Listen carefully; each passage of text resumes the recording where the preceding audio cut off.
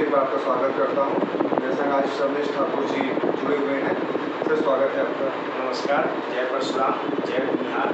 Sir Ramesh ji रक्षक प्रहरी अपने कार्यशैली को आगे बढ़ाने के लिए सोच रहा है कि कैसे सामाजिक कार्य किया जाए, कैसे अपने समाज को एकजुट किया जाए, लेकिन इसकी पहल नहीं हो पा रही है। कहीं ना कहीं जाकर के देखा जा रहा है कि या तो लोग नहीं जुड़ पा रहे हैं या फिर हम उन तक नहीं पहुँच पा रहे हैं। ऐसा है कि मुझे जहाँ तक समझ में आया, मैंने जो देखा आप लोगों का जो भी प्रोग्राम आप लोगों ने कार्यक्रम किया है, सबसे बड़ी समस्या क्या है अपने समाज का कि हम लोग 6 महीना पे या साल में एक बड़ा फंक्शन कर ले रहे हैं। वहाँ 100, 150, 200 आदमी जुट जा रहे हैं, आपस में सभी अपना अपना वक्तव्य दे दे रहे हैं और फिर हम लोग भूल जा रहे हैं। इस कार्यक्रम को ये देखिए, ये कोई बिजनेस का कार्यक्रम है कि साल में सेमिनार एक बार कर लो, सेमिनार में सबको आउटपुट दे दो और सबको एक एक टारगेट दे दो और साल भर अपना टारगेट के पीछे पड़े रहो। ये सामाजिक कार्यक्रम है। सामाजिक कार्यक्रम में क्या है कि आपको एक दूसरे से आमने सामने मिलना पड़ेगा।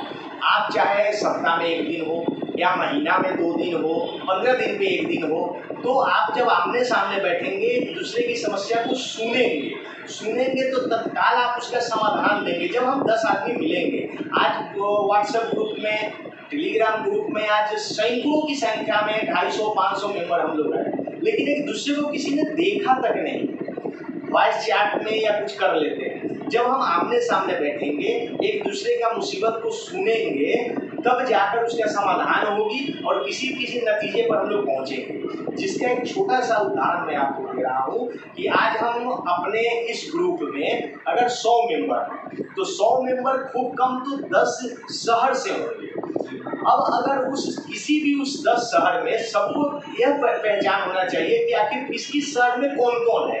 आज के डेट में हमारे पास ऐसा कोई परिचय का नहीं है कि भाई चलो 100 मेंबर या 150 मेंबर हम लोग हैं तो सबका एक अपना अपना बायोडाटा है, किस शहर में कौन है। आज आप चंदननगर में आए हैं, चंदननगर में अगर आपका कोई मुसीबत होता है या कोई परेशानी होती है तो आप हमको याद करेंगे, जेहेतु हमने आपको फिजिकली देखा है, आप हमारे साथ आज बैठे हुए हैं, सारा कार्यक्रम हमारे साथ किए हुए हैं, तो आपकी कोई भी परेशानी होगी मैं तत्काल उस पर अमल करके समाधान करने का चेष्टा करूँगा। मैं आपके अंचल में जाऊँगा, आप कृष्णा में जाऊँगा, पूर्णनगर में जाऊँगा, मेरे साथ अगर कोई परेशानी होगी तो मैं तुरंत आपको फ़ोन करूँगा। आप मेरे को जेहेतु देखे हुए हैं, आपके साथ एक बैठकर चाय पिए हुए हैं, तो उस समस्या का समाधान आप चेष्टा करेंगे कर देंगे। लेकिन होता क्या है अपने समाज में कि हम लोग साल में 6 महीना पर एक बार बैठ जाते हैं, एक दूसरे से चाय पर भी कभी हम लोग फिर दोबारा नहीं बैठते हैं। नतीजा क्या होता है कि एक दूसरे का चेहरा तक हम लोग भूल जाते हैं और किसी के पास इतना फुर्सत नहीं है कि व्हाट्सएप में गुड मॉर्निंग और शुभकामनाएं भेज दिए और उससे काम हो गया। नहीं होता ऐसा। कोई नहीं जानता कि किस शहर में कब किसकी जरूरत पड़ेगी। तो अगर हम लोग कम से कम महीना में 2 बार भी अगर एक आमने सामने चाय पर ही चर्चा के लिए बैठ जाए, और उसमें फायदा सबसे बड़ा क्या होगा कि अपने समाज के जैसे मेरे पास 10 आदमी का समस्या है, मैं अगर उस बैठक में अगर यार डिस्कशन करूँ आप लोगों से कि ऐसा मेरे को समस्या सुनने को मिला है, कैसे इसका समाधान हो सकता है, मेरे दिमाग में समाधान न आए, लेकिन हमारे और जो 10 बंधु भाई जो बैठेंगे उनके दिमाग में कुछ ऐसा समाधान नजर आ जाए कि उस समस्या का समाधान खूब ईजी रूप में हो। तो मेरा यही सजेशन है कि हम लोग ये बड़े फंक्शन करते हैं या एक दूसरे से मिलने का चेष्टा करते हैं, वैसे ना करके अगर एक जगह को फिक्स कर लिया जाए, कभी आप चंदननगर आ जाए, कभी हम पूर्णनगर इस तरह चले जाए, और हर जगह एक महीने में एक बार अगर हम लोग 10 आदमी ही बैठ जाए, तो कम से कम ये जो एडमिन लोग जो हम लोग हैं, 10 जो सक्रिय सदस्य हैं, वो भी अगर हम लोग एक्टिव होकर बैठ जाए तो काफ़ी समस्या का समाधान हो सकता है। तो आशा करते हैं कि मेरा इस सजेशन को आप लोग ध्यान में रखेंगे, आपस में चर्चा करेंगे और आने वाला कल इस पर अमल भी करेंगे। तो उसमें कोई शक नहीं कि हम लोग इसमें सफलता। जो भी समस्याओं को हल करने के लिए तो एक फंड की जरूरत पड़ेगी और हो सकता है फाइनेंशियल समस्या अगर अपने को दिखाई पड़े, एक मतलब पैसे की आवश्यकता जरूर पड़ती है किसी भी संगठन को चलाने के लिए। तो ये इसके कारण मतलब हो सकता है ये लोग कहीं दूर रहते हो कि वहाँ जाएंगे, संगठन से जुड़ेंगे तो मेरे को कुछ पैसा देना पड़ जाएगा, या मैं मांग लिए तो मेरे को बहाना मानना पड़ जाएगा। देखिए, बहुत अच्छा प्रश्न किया। मैं आपकी जानकारी के लिए बता दूँ कि इस तरह से समस्याएं हर समाज में हैं। जीवन में आपको 3 तरह के मनुष्य से पाला पड़ेगा। एक जो सिर्फ अपने तन से आपको सहायता करेंगे किसी भी आप मुसीबत में रहेंगे वो आपको तन से सहायता करेंगे। तन से मतलब जब भी आप याद करेंगे आपके सामने वो मौजूद रहेंगे अपने शरीर के साथ। उस तरह से कुछ अपने बंधु को, कुछ अपने समाज के जो एक्टिव मेंबर है उनको रखना होगा जो तन से हमेशा मौजूद है।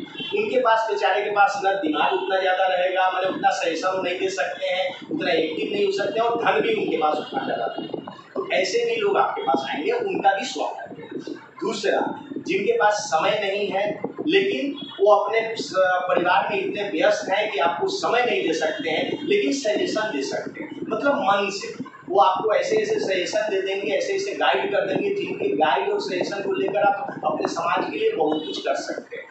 ऐसे लोगों को भी आपको जानकारी में रखना पड़ेगा और उनका भी सहायता लेना पड़ेगा। और तीसरा, न उनके पास वक्त है जो आपको वक्त दे सकते हैं, ना ही उनके पास इतना फुर्सत है जो आपको मन से भी सजेशन दे सकते हैं कि ऐसा कीजिए, लेकिन धन दे सकते हैं। तो ऐसे भी आपके पास कुछ मेंबर हैं जो मेंबर आएंगे जो जब भी आप मुसीबत में रहेंगे, जब भी आपको आर्थिक सहायता की जरूरत पड़ेगी तो आर्थिक सहायता भी होगी। तो ये मानकर चलना पड़ेगा कि तीनों तरह के सदस्य को लेकर, तीनों तरह के मनुष्य को लेकर आपको आगे बढ़ना है। एक चीज़ और था कि जैसे कभी कभी देखा जाता है जो ग्रुप है, जो भी ग्रुप हो, जो भी ग्रुप में अगर दिया जाता है कि हमें ब्लड रिक्वायर्ड है, लेकिन उसमें भी मतलब एक तो आदमी को छोड़ करके कोई भी या तो हाँ या ना कोई भी जवाब हो वो देना पसंद नहीं करता, या तो उसको इग्नोर कर रहा है। उसका एक ही कारण है कि पहले तो आपको प्रूव करना पड़ेगा कि एक रविन्द्रनाथ का कहावत है ना कि जब कोई साथ नहीं दे तो आप अकेले भी चलिए। जब आप अकेले चलेंगे तब आपके पीछे 10 आदमी आएंगे। अभी आप उस मुकाम पर नहीं पहुंचे हैं कि आप एक आवाज़ दें और आपके पीछे 10 आदमी उसको हेल्प करने के लिए नजर आएंगे। पहले तो अपने समाज को एकजुट करना पड़ेगा। क्या आपके पास वो समाज एकजुटता में है? क्या आप एक आवाज़ पर 10 बंदे को जुगाड़ कर सकते हैं? तो अगर 10 बंदे को जुगाड़ कर सकते हैं तो वो काम हम दूसरे से क्यों, हम लोग भी रक्तदान शिविर करके उसका कार्ड रख सकते हैं जो कभी भी अपने समाज के किसी भी आदमी को जरूरत पड़े तो हम अपने कार्ड से इनको हेल्प कर सकें। तो ऐसा प्रपोजल हम तब रख सकते हैं, ऐसा काम हम तब कर सकते हैं जो अपने समाज के कुछ एक्टिव मेंबर हमारे हैं। जब एक्टिव मेंबर आगे बढ़ के आएंगे तो देखेंगे कि जैसे कि आप सोच नहीं सकते हैं, आज मेरे पास लोग फ़ोन करते हैं, जब 10 आदमी जान गए हैं कि मैं अगुवाई का काम करता हूँ तो लोग जज के फ़ोन करते हैं कि अरे मेरा लड़का है, देखिए ना कहीं कुछ अगर सेटल हो जाए तो, मेरी लड़की है कहीं देखिए ना कहीं कुछ अगर आप काम करा सकते हैं, कहीं सेटल करवा सकते हैं। लेकिन मार्केट में जब तक आपका नाम नहीं होगा तो जानेंगे नहीं, तब तक आगे बढ़ के नहीं। कभी किसी का ब्लड का जरूरत पड़े आप देख लीजिएगा, आप किसी, मैंने देखा है कलकत्ता के ऐसे बहुत ऐसे समाज के ऐसे बहुत ऐसे ग्रुप हैं जिसमें ब्लड की जरूरत पड़ी है तो लोगों ने डिमांड किया है, ब्लड मिली भी है, चाहे एक आदमी दे चाहे 2 आदमी, पैसा का हेल्प आया है तो पैसा का जरूरत पड़ा है। लेकिन उसके पहले तक वो मेंबर जिसे पैसा की जरूरत पड़ी है, जिसने हेल्प लिया है, न उस ग्रुप में है, न कहीं मीटिंग सीटिंग में है, न कहीं कोई प्रकाश में आते हैं, जब जरूरत पड़ती है तो आगे बढ़ते हैं। तो आपको दृढ़ संकल्प होना होगा, उन्हीं लोगों को ग्रुप बनाना होगा, उन्हीं के साथ रहना होगा जो आपके मुसीबत में भी आपके साथ थे, अच्छे वक्त में भी आपके साथ है। वैसे तो कोई भी दुनिया में गरीबी की कोई कमी नहीं है, कोई सीमा नहीं है, हेल्प लेने वाले की कोई कमी नहीं है, चाहे अपना समाज हो किसी और का समाज हो, लेकिन आप उन्हीं को हेल्प करेंगे ना जो आपके सब समय आपके साथ है। तो एक तो आपको पहले ये तय करना होगा कि हमें हेल्प करना है तो किसे करना है। क्या अनजान व्यक्ति आ रहे हैं, वो अपने समाज के भी नहीं है, वो भी आपसे हेल्प मांगने चले आए हैं। ऐसे भी मैंने देखा है कि अपने समाज के नहीं है, लोग हेल्प मांगने चले आए हैं।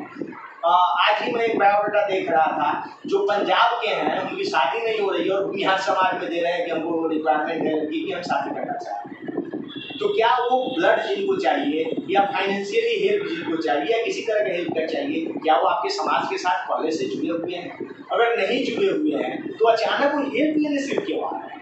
तो जरूर इसमें कुछ राज है। उन्हीं को हेल्प किया जाए, उन्हीं के लिए कुछ सोचा जाए जो आपके साथ शुरू से लेके अंत तक जुड़े। सर एक और चीज़ था कि युवा वर्ग, जैसे हम लोग अगर गांव से बिलोंग करके शहर की तरफ चले आए कर्म के लिए ही, कार्य क्षेत्र अपना शहर हो गया है, युवा वर्ग गाँव से फूट चुका है और जात पात की जो कहानी है एक खत्म की तरफ माने तो है, उनको तो भूमिहार जाति, भूमिहार क्या है, कैसे हैं, ये चीज़ कैसे समझाया जा सकता है? देखिए इसका तो दामोदर टोटली गार्जियन के ऊपर है। आज वो बच्चा किस परिवेश में है, किस परिवार में है, उस पर डिपेंड करता है कि उसको कितना ज्ञान भूमिहार समाज के लिए है, ब्रह्मऋषि समाज के लिए है, या अपने समाज के लिए वो आगे बढ़कर क्या कर सकता है। छोटा सा उदाहरण मैं अपने ऊपर दे सकता हूँ कि अगर हमारे बाबूजी बंगाल में आए 600 किलोमीटर दूर, उन्होंने जैसा संस्कार मुझे दिया उस संस्कार पर अमल करते हुए हम यहाँ आगे बढ़े, और मेरे बाद का जो जनरेशन है, मेरा लड़का जो हुआ, मेरी लड़की जो है, उनको मैं जैसा संस्कार दे रहा हूँ उस पर वो अमल कर रहे हैं। अगर आप अपने बच्चे को नहीं सुधार सकते, आप अगर अपने बच्चे को अपने अनुसार नहीं ढाल सकते हैं, तो फिर आप समाज को कैसे डालेंगे। शुरुआत पहले घर से कीजिए, अपने बच्चे से कीजिए।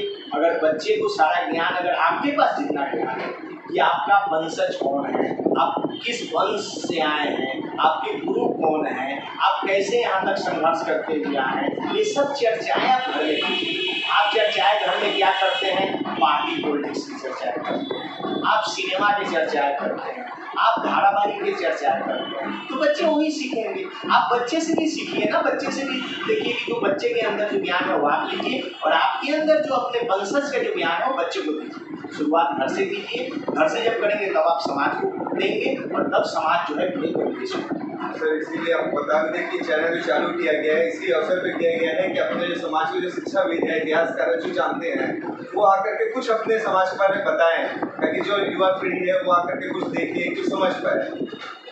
एक बहुत अच्छा आप लोगों का कदम है, इसका स्वागत मैं करता हूँ, और मुझे पूर्ण विश्वास है कि आने वाले समय में जो उद्देश्य लेकर आपने इस चैनल को बनाया है, इस मंच को बनाया है, वो मंच आगे जाएगा। पुनः मुझे रिक्वेस्ट है अपने समाज से, अपने भाइयों से, कि आप आगे बढ़िए, और आगे बढ़ के जो मेंबर हमारे एक्टिव है, जो अपने तन मन धन से इस संस्था को आगे बढ़ा रहे हैं, उसमें जो जो बाधाएं आ रही है, आप अपना सजेशन दीजिए। आपके सजेशन का स्वागत है, और उसको दिन दूर नहीं कि जिस दिन हम लोग आगे बढ़कर सभी का सहयोग लेकर अपने चरम सीमा पर पहुंचेंगे, और शिखर पर पहुंचकर अपने समाज के लिए कुछ कर पाएंगे।